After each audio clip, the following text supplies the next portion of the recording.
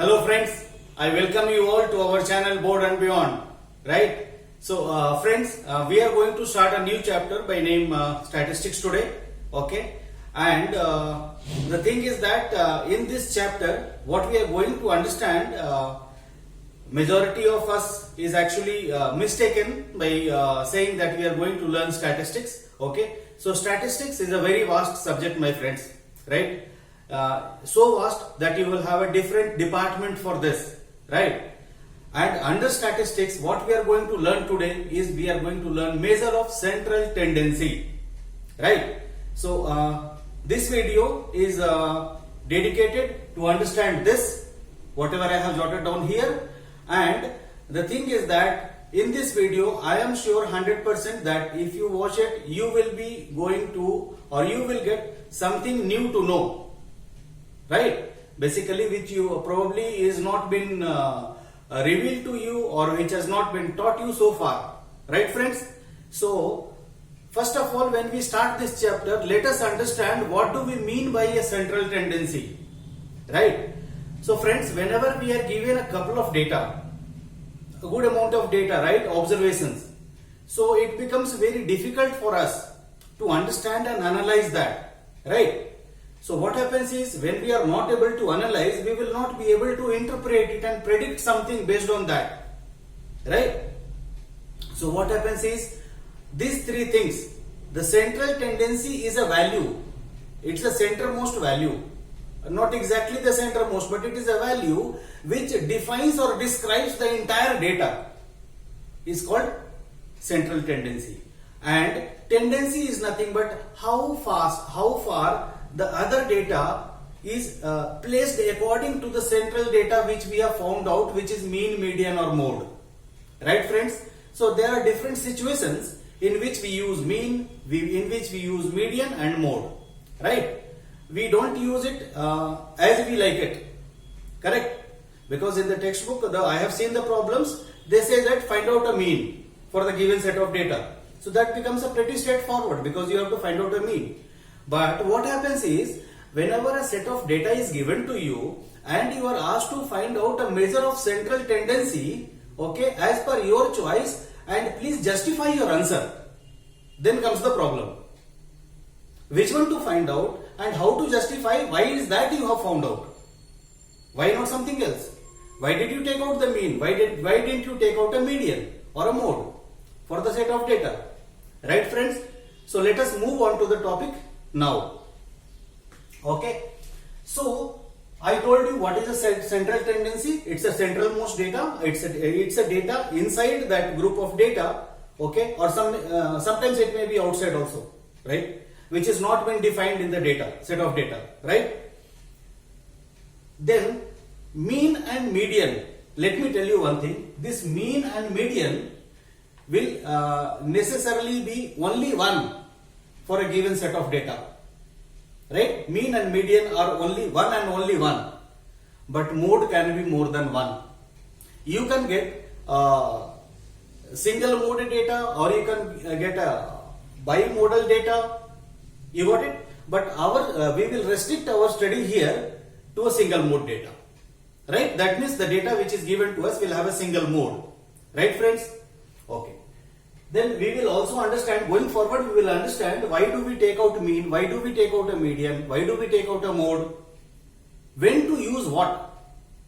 Out of these three measure of central tendency, when do we use which one and why do we use that one, right? What is a continuous data? We will also understand that, okay? So now let us first come to mean. So friends, mean is nothing but an average in a very simple language, right? I'll illustrate this with an example of raw data, right? Let's take up one small problem just to illustrate this, right? Okay. So this is the example which says that there are how many staffs? 6 staffs.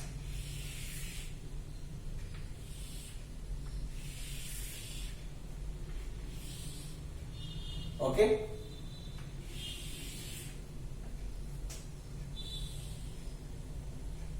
Staff and salary. These are the staff and this is their salaries, right?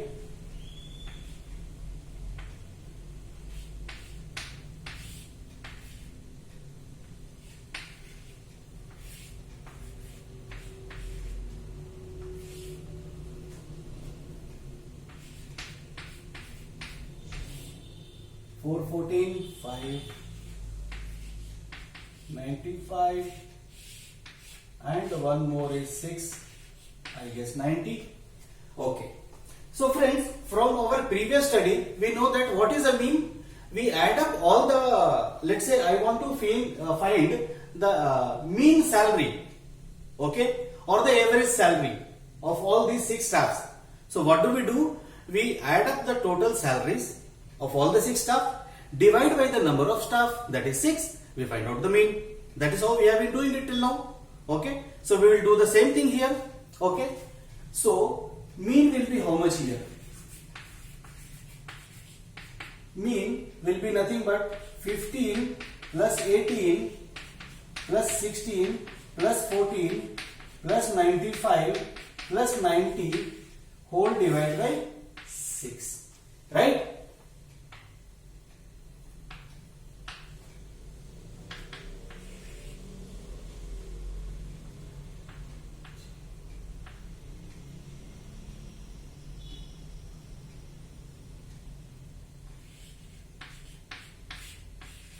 Two 48 divided by 6, right?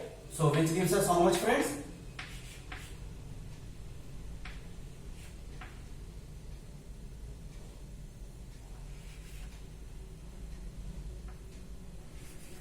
$41.33, right? Let's say it is in rupees. So rupees. But what do you see here, friends? Was it right for us to find out the mean here? Can we justify why we have found out a mean here? Okay. If they ask you that use a measure of central tendency to describe the given set of data, then see mean is coming as 41.33. Okay. But what happens here, friend, is see if you observe all these people, right? All these staffs here, they are below 20, but the mean is more than that. Why is it more than that? Because this set of data is skewed by these 2 data, this and this, right?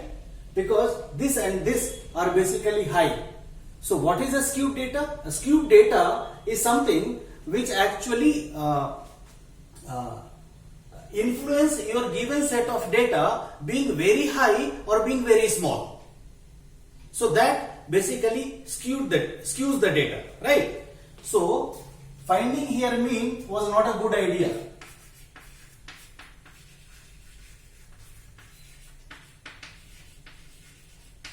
Because this data is not uniformly distributed, it is skewed, right? Now let us try to understand and find out the median for this, right? So median will be, let us first arrange this in increasing order. So 14, 15, 16, 18, 90 and 95, right? So how many data? 1, 2, 3, 4, 5, 6, right? So there are 6 numbers here. So how do we find out a median for that? We will see that for the group data in detail, okay? But as of now, the n by 2th term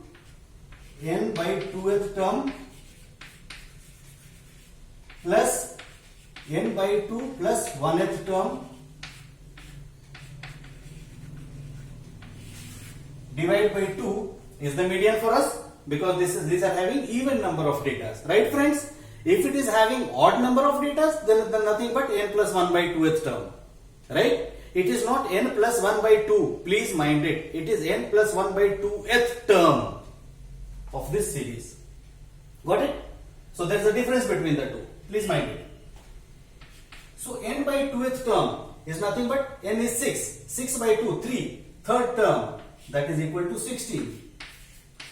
Plus n plus 1th term, n by 2 plus 1th term. So 3 plus 1, 4th term is 18. Divide by 2. How much it is?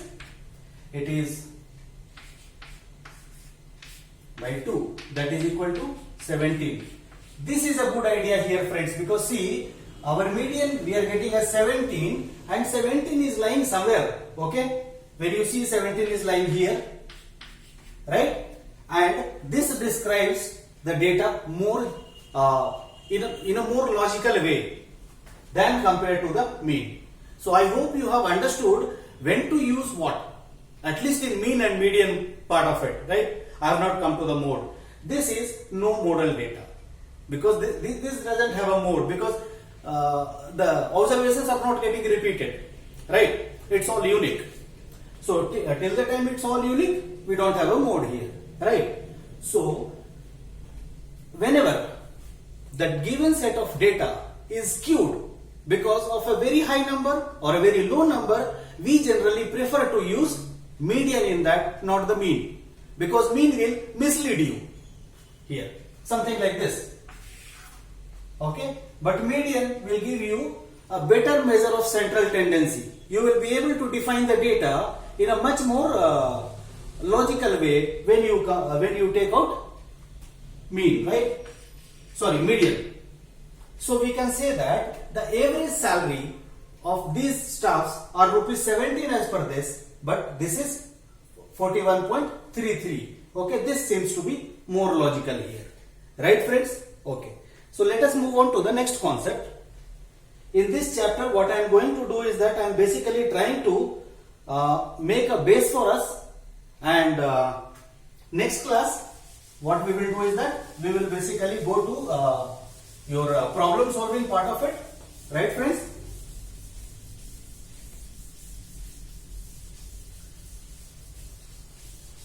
Okay, sorry, I rubbed it off. We could have basically made a graph here. Okay, no problem. No, let's do it. Let's do it. Let's not leave it. Leaving it is not a good idea. Staff. And then salary. This is 1, 2, 3, 4, 5, 6. Right? This is 15, 18, 16, 14, 95, 90. Let's try to plot it here, friends. I'll show you what is skewed data. How do you get it? Right? So what we will do is that we will plot the salary here, salary, and then staff, right? So I'll just plot it just to illustrate, right? Okay, 1, 2, 3, 4, 5, 6, 7, 8. Okay, fine.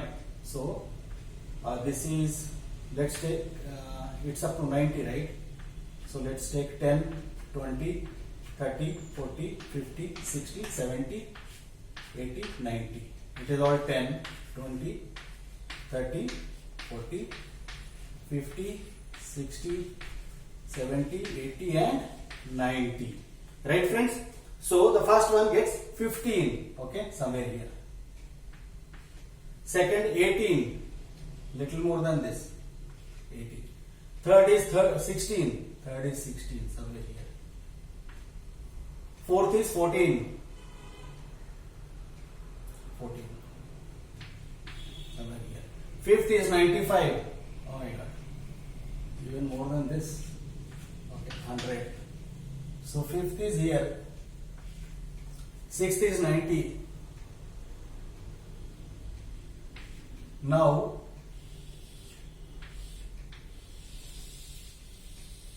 you see what has happened? So this basically is skewed, right? In general, for a continuous, there are three types of data, right? If it is a perfect data, if it is right skewed, and if it is a left skewed. right? I'll just show you how does a perfect data look like. Perfect data. It looks something like this. This is a perfect data, right? Please mind it, in perfect data, mean, median and mode, all three will be same. Mean, median and mode all are same. Mean is equal to median is equal to mode, right? For a perfect data. Left skewed.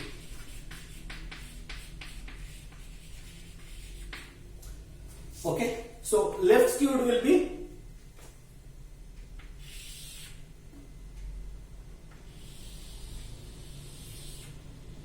your data is more on the left hand side than compare on the right hand side. You are getting my point? More on the left hand side. Okay, here necessarily mean and median and mode will not be the same. Mean will be somewhere here, median will be somewhere here, right?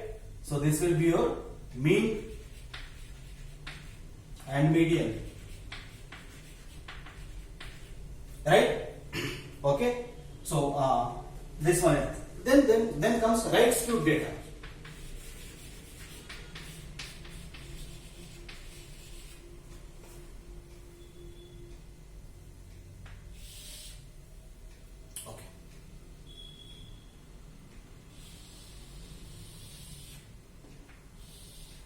Okay, here your mean will come this side somewhere and this will be median. You are getting my point? Here mean will not be equal to median, will not be equal to mode.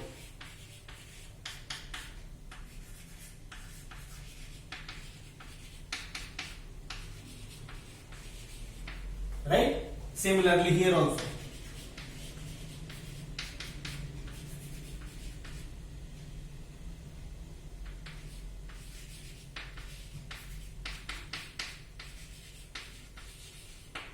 You got my point?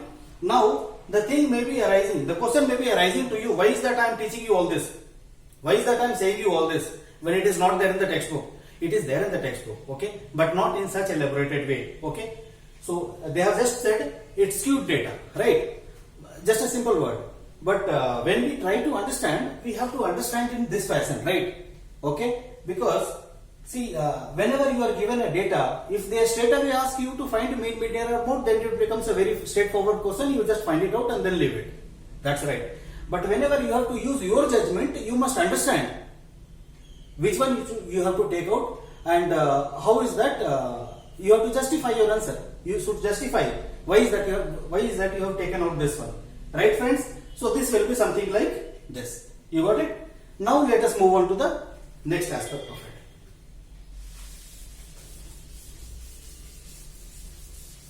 So perfect data, generally you don't find it, okay, it's all in books only, but okay. So I hope everyone understands what is continuous data. So basically friends, continuous data is, let us say, something like this: 1, 2, 3, 4, 5 and so on and so forth. Okay, so this becomes a continuous data, right? So it keeps on continuing. You will not get it, okay, because you will not be able to find out this. This requires a little more knowledge, which you will get it in 11th standard. But just you should understand that this is a continuous data, okay? And so I have told you that when to use mean, when to use median, and when to use mode.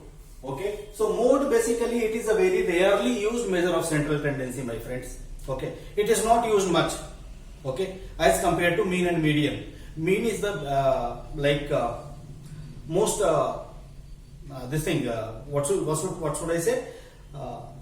Most accepted or most used measure of central tendency. But sometimes mean is actually misleading us, right? In that case, we use median, right? Okay. So now let us just understand how to find out. This was all for a raw data, right, friends?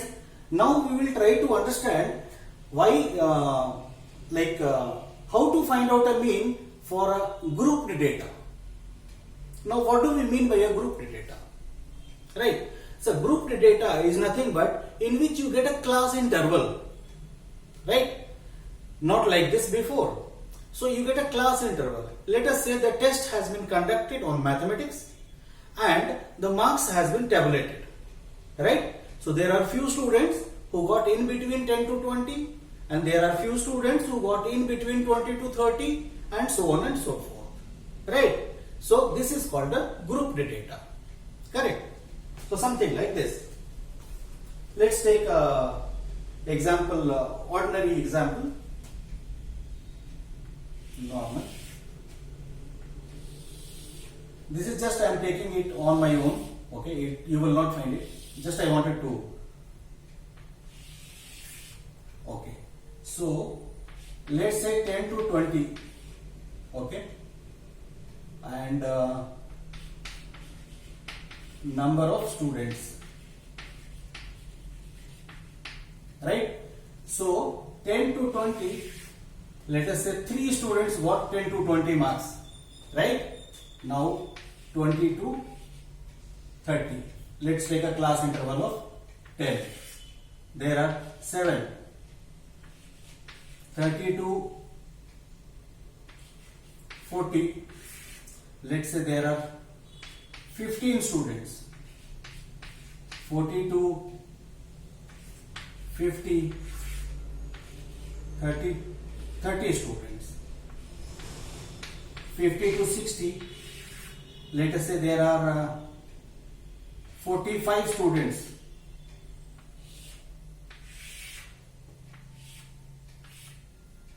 60 to 70, let us say there are 20 students.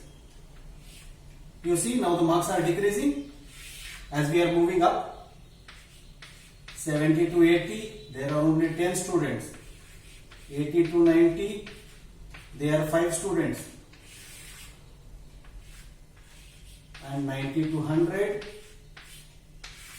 there are only 2 students. Right? So these are the marks, right? Class interval. Class interval. Okay? So, and these are the number of students who, there are 3 students who got marks in between 10 to 20. Right, friends? Similarly, likewise, we have to interpret. Now, we have to find out a mean for that. It's given. Okay? So, don't worry on that part of it. So friends, in this type of problem, what do we do? Okay, because see, this is all grouped data. Okay, so the first thing that you will have to consider here is that you will have to make a class mark. Okay, let me do it here.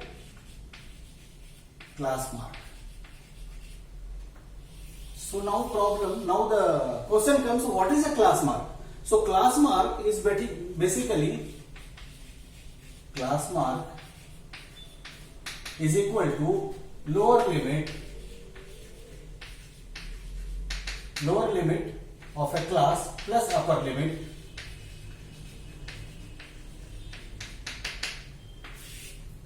by 2. Right? That means 10 plus 20 by 2, that is 15. And 20 plus 30 by 2, that is 25. So it will maintain a gap of 10.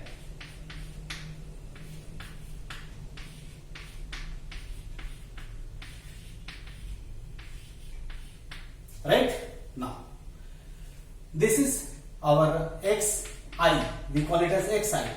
And this is our fi. Let me write it here. Right? Then we make another column, okay, and we say it as xi into fi. Right? Okay? This is the normal process which I am following it up. So 45.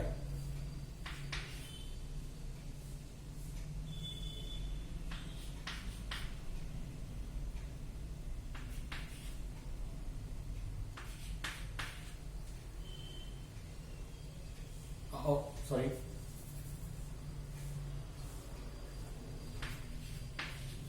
Okay, so this is 1350.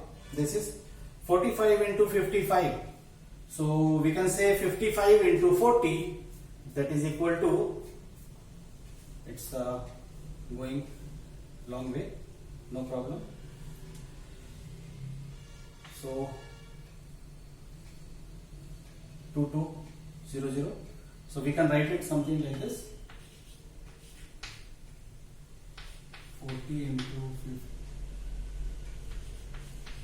40 into 55 plus 5 into 55. Okay, so this is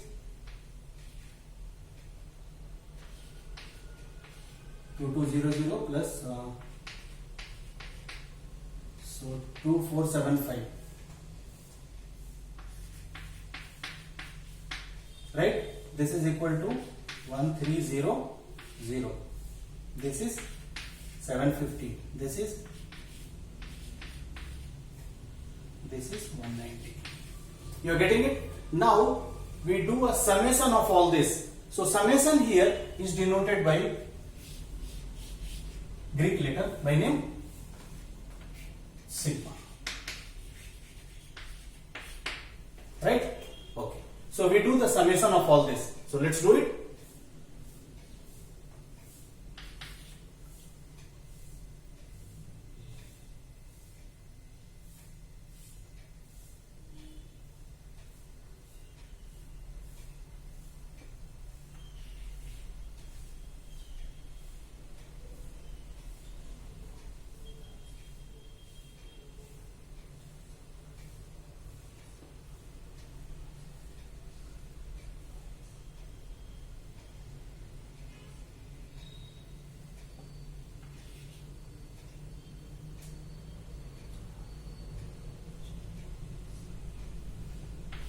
Seven two three five, right? Okay. So this is our we can call it as sigma xi fi, that is this value. Then sigma fi, where is fi? This is fi. This is how much?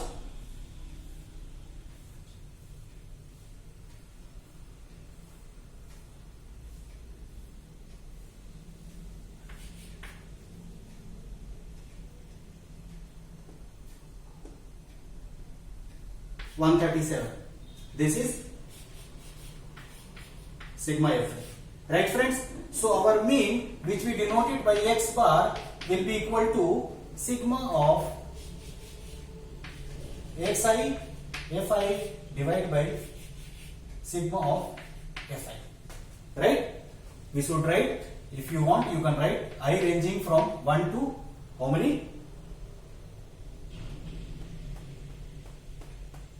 1 to 9, I ranging from 1 to 9.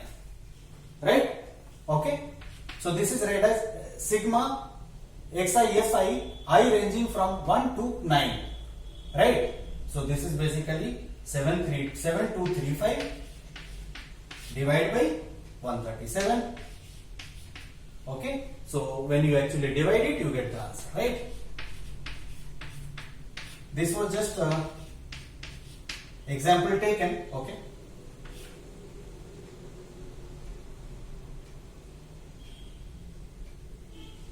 No, I think 6 will surpass it, so 5.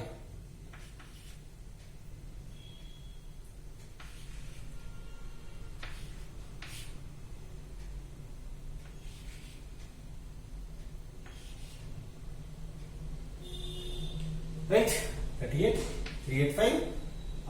Can we do something? Here.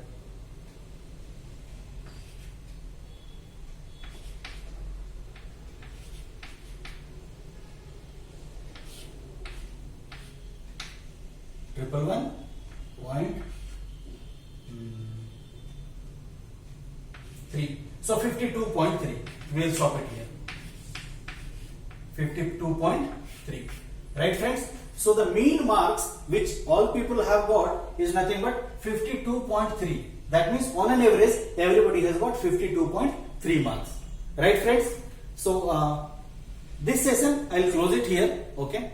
And in the next session, what we are going to say is what we are going to see is that we are going to see different kind of problems from your textbook. and basically exercise 14.1, 2 and 3. I understand 4 is not there. Okay, so all that we will solve with the next upcoming classes, right? So till the time we meet next, be happy, be safe, keep learning with us. Thank you for joining us. All the best. Bye. So I hope you have got whatever I wanted to actually pass it on to you today. Thank you so much. Bye.